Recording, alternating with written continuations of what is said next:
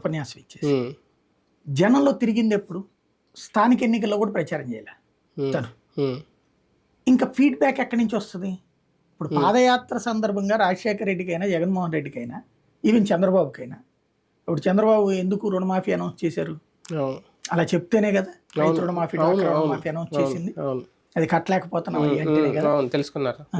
మరి అట్లాంటిది ఇక్కడ తెలుసుకున్న మనిషి ఆ తర్వాత ఏమైంది, నేను ఇది చేసేస్తున్నాను కదా అంతే అని అనుకున్నారు. కానీ వాళ్ళకి ఏం జరుగుతోంది అన్నటువంటి దీన్ని కనుక్కున్నట్టు లాస్ట్ లో తిరిగారుగా, అది పెద్ద యూజ్ లేదు. అప్పటికేముంది, అప్పటికేమున్నాయి ఆ సిద్ధం సభల దగ్గరికి వచ్చేటప్పటికి ఆ లాస్ట్ మూమెంట్ ఏం తెలుసుకుంటారు? లాస్ట్ మంత్ అది అంతే. పోనీ ఒకవేళ తెలుసుకుని ఉంటే ఏం మార్చారు కొత్తగా?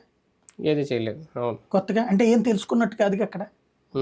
నెంబర్ 1 అంటే తెలుసుకున్నారు కానీ సంథింగ్ ఏదో మిస్ అయింది. అంటే ఆచరణ సాధ్యం కాదని చెప్పినట్టు. అదే ప్రజలు ఎక్కువ ఎక్స్పెక్ట్ చేస్తున్నారు చంద్రబాబు కాన్సెప్ట్ లో.